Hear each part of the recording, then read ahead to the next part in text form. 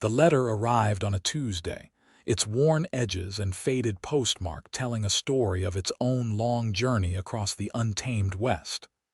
Winifred O'Connor stared at it, her hands trembling slightly as she broke the seal, heart pounding with anticipation. For 3 years, she had waited for word from Daniel Blackwell, the man her father had promised her to before his death. 3 years of silence broken by this single page of sparse, formal words that felt like strangers on the paper. The year was 1876, and Silver Creek, Wyoming territory, had been Winifred's home for all of her 20 summers. The small frontier town nestled between rolling hills and sprawling plains was familiar in every way. Unlike the cold words in the letter informing her that Daniel would arrive in 3 weeks' time to claim her as his bride. No tender sentiment, no explanation for his years of silence, just a businesslike announcement of his impending arrival. "What does it say, Winnie?" her mother asked, setting down her mending by the fire. Eleanor O'Connor's face had grown more lined since her husband's death, but her eyes remained bright with concern for her only daughter. "He's coming," Winifred said, her voice hollow as she handed the letter to her mother. 3 weeks from now. He says he's established himself in Montana territory and is ready for me to join him as his wife." Eleanor's fingers trailed over the paper. 3 years without a single word, and now he expects you to be waiting like a parcel to be collected. Her voice carried a rare edge of bitterness. "Your father believed this match would secure your future, but I wonder." "I gave my word," Winifred said, though her heart felt leaden. A promise was a promise, especially one made to a dying father who had only wanted security for his family.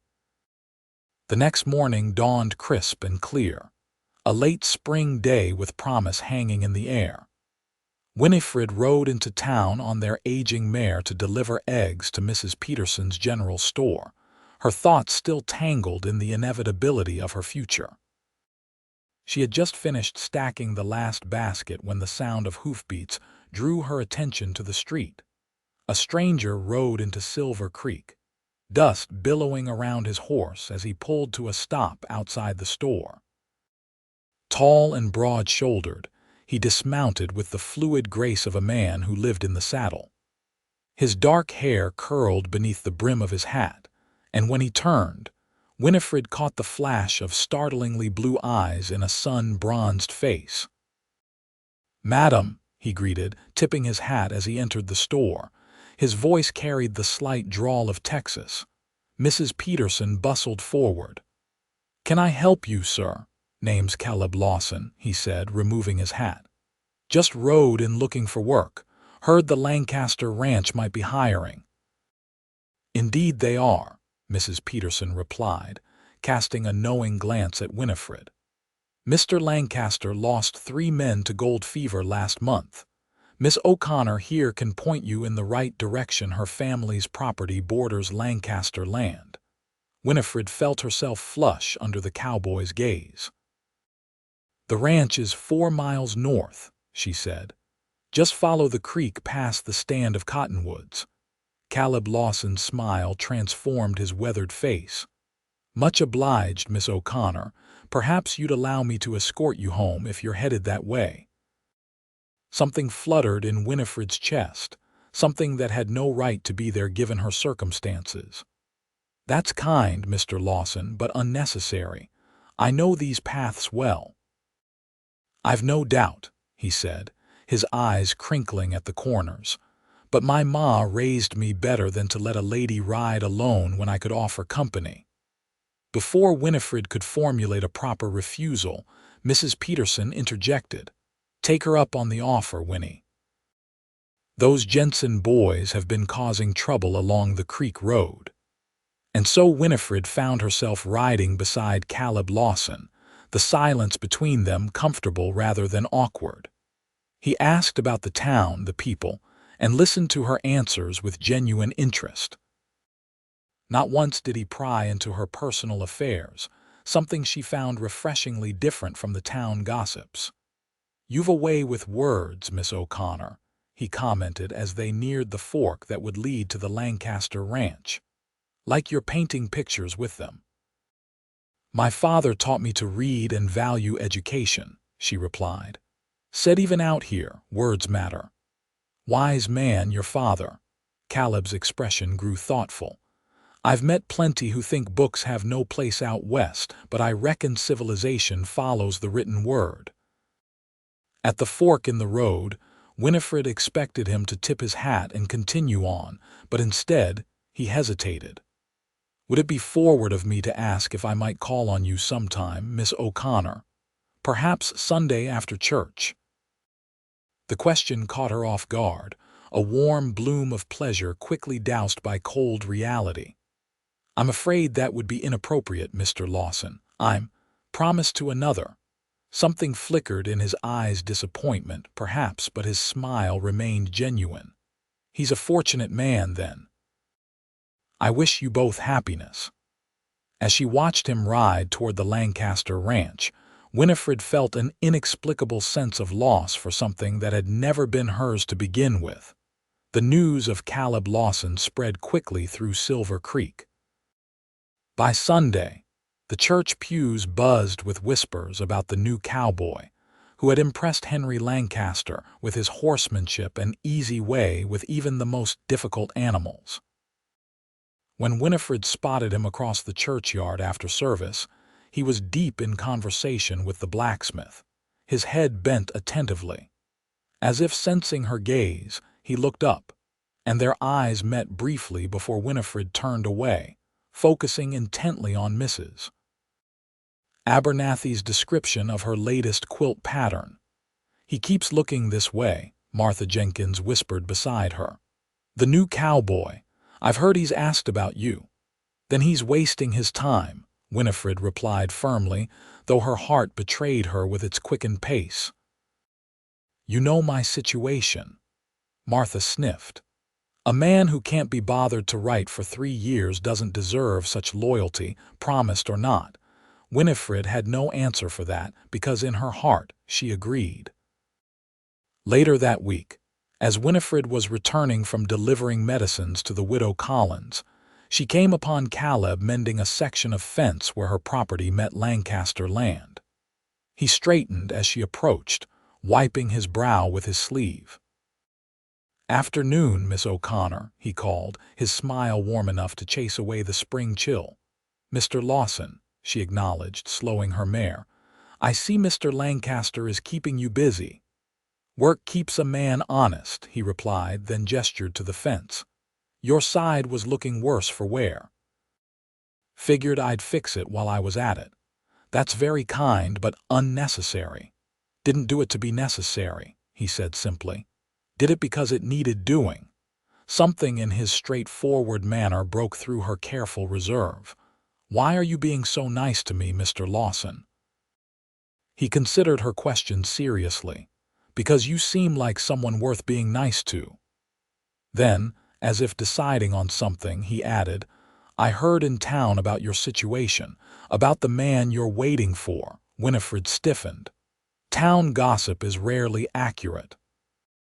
"Maybe not," he conceded, "but they say he left you waiting for 3 years without a word, and now he's coming to collect on a promise. That true?" "That's hardly your concern." "No, it isn't," he agreed, his voice gentle. "But I'd like to make you an offer, Miss O'Connor." Despite herself, Winifred was curious. "What sort of offer?" "Let me call on you proper-like until he arrives.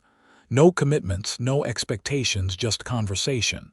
If I were the man fortunate enough to have your promise, I'd want to speak to you every day, not leave you in silence for years." His words struck her like physical blows, each one resonating with a truth she had been trying to ignore. "Mr. Lawson, I can't call me Caleb," he interrupted softly. "And I'm not asking you to break any promises. I'm just asking for the chance to know you while I can." The sincerity in his eyes undid her. 2 weeks, she said finally. "That's all the time there is." His smile could have lit the darkening sky. "I'll take it." True to his word, Caleb Lawson began to court Winifred with nothing but conversation. He would ride by in the evenings after work, sometimes bringing a book to read aloud as they sat on the porch, sometimes just talking about his day. He told her about growing up in Texas, losing his parents to fever when he was 18, and riding the trails ever since, looking for a place that felt like home. In turn, Winifred found herself sharing stories of her father, of her dreams to perhaps someday teach in a proper school, dreams she had set aside when her father arranged her marriage to Daniel Blackwell, the son of his old business partner. "Why did you agree?" Caleb asked one evening as they watched the sunset paint the hills in gold and crimson. "To marry a man you barely knew," Winifred sighed, the question one she had asked herself countless times. "My father was dying. He worried about leaving my mother and me without protection. Daniel had prospects, land in Montana. It seemed practical, but not what you wanted. Women in the West rarely get what they want, Caleb. We get what we need to survive." He turned to look at her, the fading light catching in his eyes. "That's changing, though. The world is changing." "Not fast enough," she whispered. As the days passed, Winifred felt herself drawn more and more to Caleb's quiet strength and thoughtful nature. He listened when she spoke, truly listened and valued her opinions.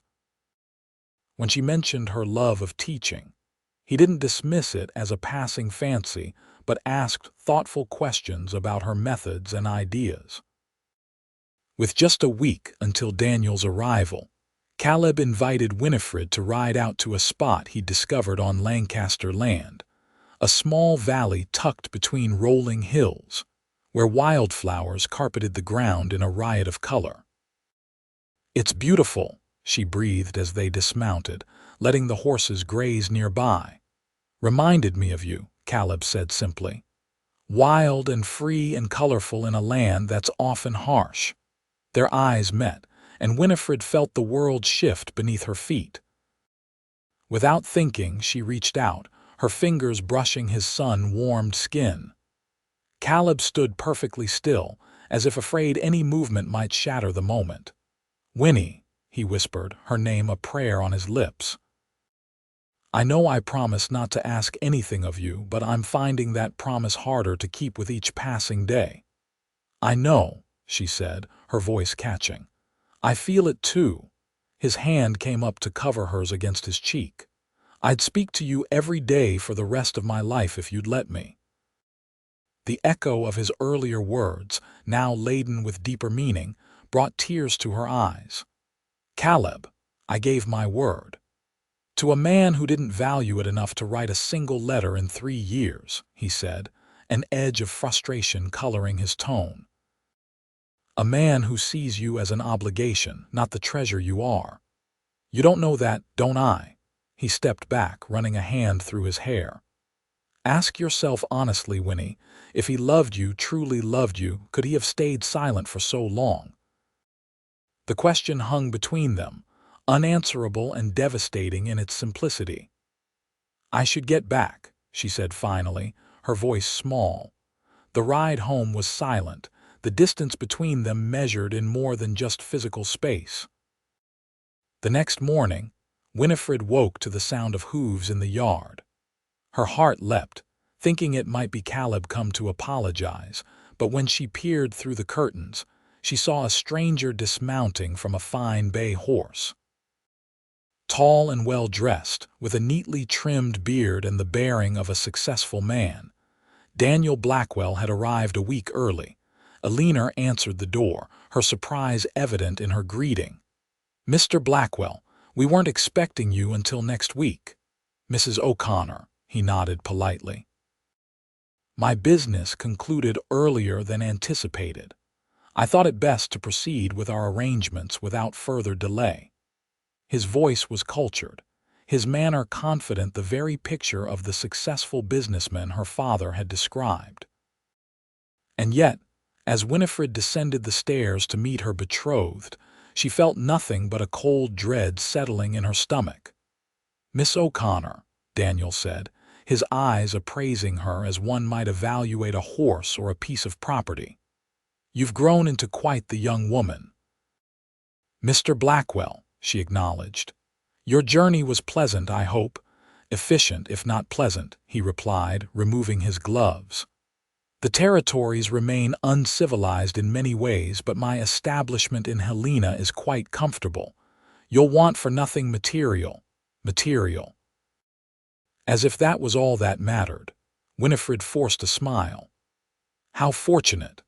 Over tea, Daniel outlined his plans. They would marry within the week, settle her mother in a small house in town, and depart immediately for Montana.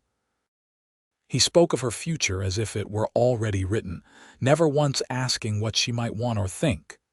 "You've been silent on these matters for 3 years, Mr. Blackwell," Eleanor ventured finally. "My daughter had almost given up hope of hearing from you." Daniel looked genuinely surprised. "I informed her father that I would send for her when I was established. Business required my full attention until now. Surely you understand that building a fortune requires sacrifice. Even the sacrifice of a simple letter," Winifred couldn't help asking. A flicker of annoyance crossed his features. "I'm a man of action, Miss O'Connor, not words. I believed my return would speak more eloquently than any letter." The conversation continued, but Winifred heard little of it, her mind in turmoil.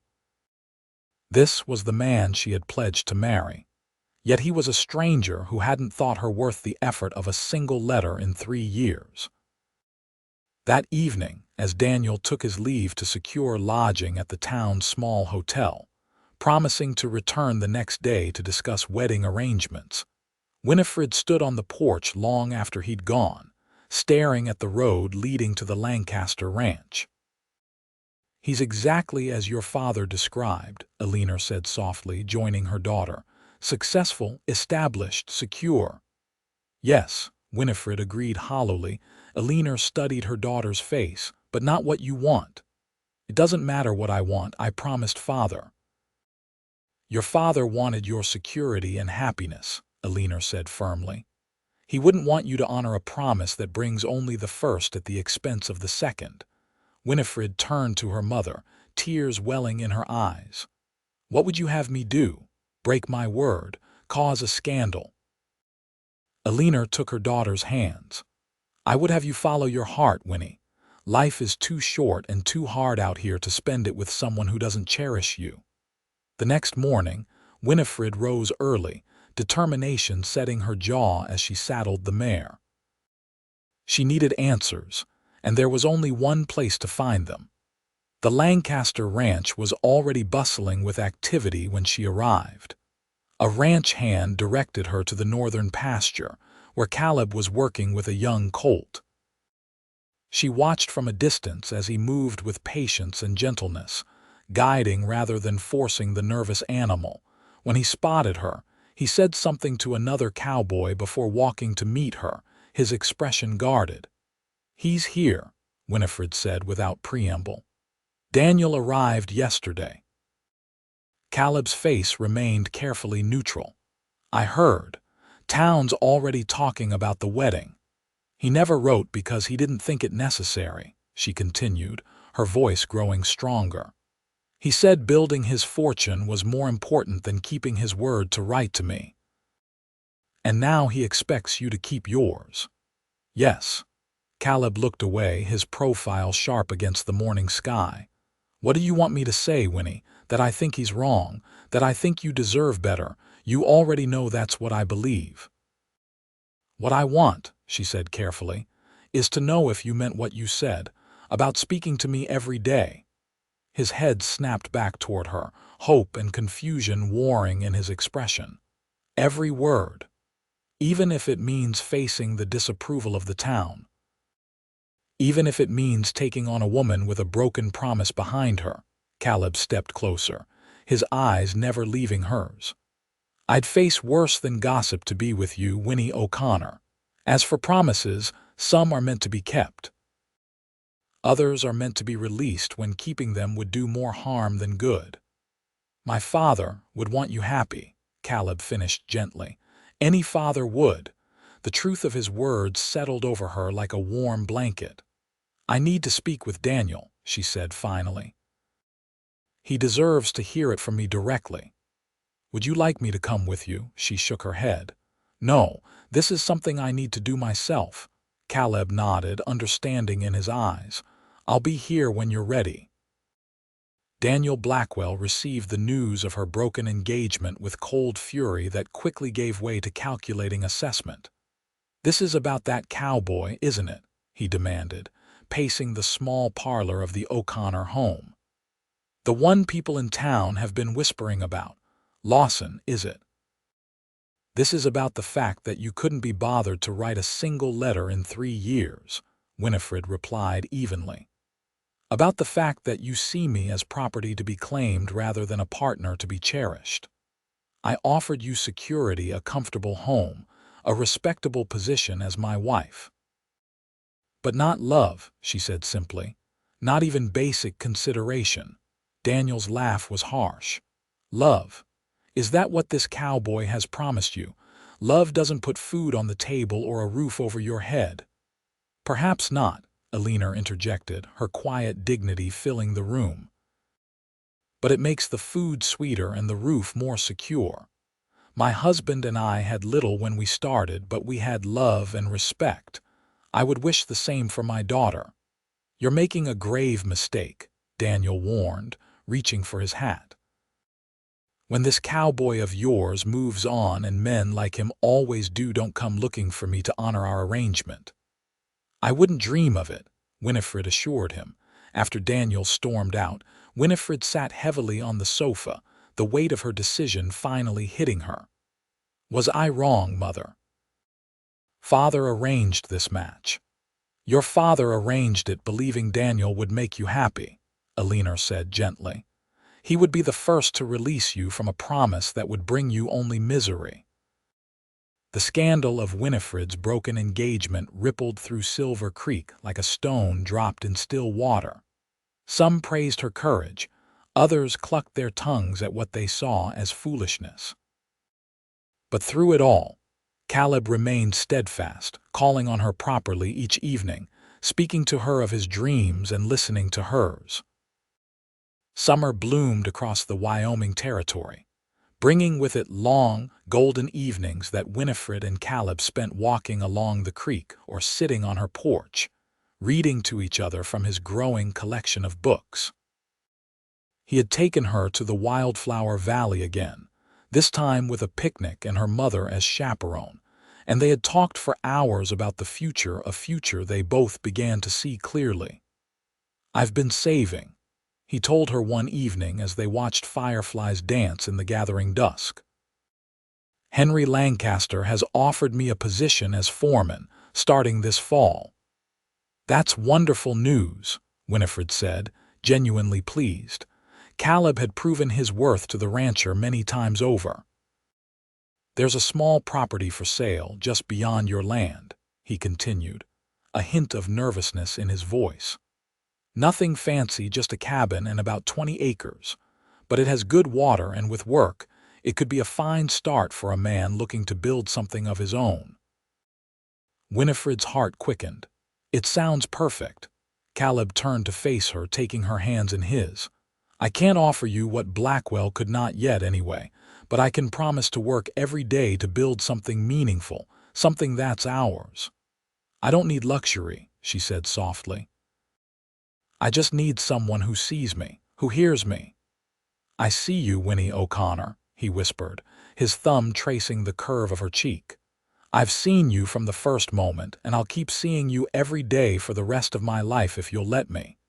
Is that a proposal, Caleb Lawson? His smile was as bright as the first stars appearing overhead. It is. Marry me, Winnie. Let me speak to you every day. Let me listen to your dreams and help make them real. Let me love you the way you deserve to be loved. The yes that fell from her lips was the easiest word she had ever spoken. They married in October, when the aspen trees had turned to gold, and the air carried the first hint of winter. The church was filled with friends and neighbors, many of whom had come around to see that what existed between Winifred and Caleb was something rare and worth celebrating. Their small cabin became a home, filled with books and laughter and plans for the future. Eleanor lived with them that first winter, her health improved by her daughter's happiness. By spring, Caleb had added 2 rooms to the cabin and started a small herd of his own, carefully selected from Lancaster stock.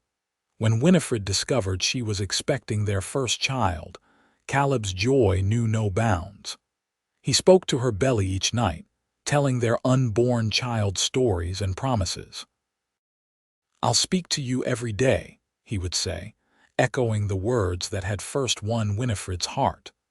"I'll never leave you wondering or waiting." Their daughter, Catherine Eleanor Lawson, was born the following winter, with her father's blue eyes and her mother's determination.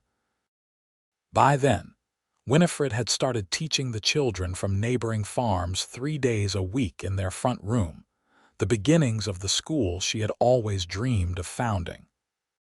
5 years after their wedding, as they sat on the porch of their now expanded home watching Catherine chase fireflies with her little brother James, a rider approached their gate. The sun had nearly set, but there was no mistaking the fine clothes or the bearing of the man on the bay horse. "Daniel Blackwell," Winifred murmured, surprise coloring her voice. Caleb's arm tightened around her shoulders. What business could he have here? Daniel dismounted, looking older but still successful. "Mrs. Lawson," he greeted formally. "Mr. Lawson, I hope I'm not intruding." "That depends on your purpose," Caleb replied evenly, rising to his feet. "I'm passing through on business," Daniel explained. "I heard in town about your school, Mrs. Lawson, about the difference it's making for children in the area." Winifred nodded cautiously. "We have 15 students now. Children who might otherwise have no education at all." Daniel's expression softened slightly. "That's admirable. I've come to make an offer. My company has established a foundation for educational initiatives in the territories. I'd like to provide funding for a proper schoolhouse." The offer took them both by surprise. "Why?" Winifred asked directly. Daniel hesitated, then answered with unexpected honesty. "Because you were right, all those years ago. I saw you as an obligation, not as a person with dreams and value of your own. I've had time to reflect on that mistake." He glanced at the children playing in the yard, at the home Winifred and Caleb had built together. "You made the right choice. I can see that now. Consider this my way of acknowledging that and perhaps making amends." Winifred and Caleb exchanged a look, one of those wordless communications that had become second nature over their years together. "We'd be grateful for the support," Caleb said finally, extending his hand. "For the children of the community." As Daniel rode away, Winifred leaned into her husband's embrace. "Did you ever imagine our lives would turn out this way?" Caleb pressed a kiss to her temple. "From the moment I saw you in that store, I knew one thing for certain, that I wanted to speak to you every day for the rest of my life. Everything else was just details." Their laughter mingled in the evening air, carried on the breeze that whispered through the cottonwoods along the creek, a promise fulfilled. A story still unfolding, day by day, word by word, in the heart of the wild west they called home.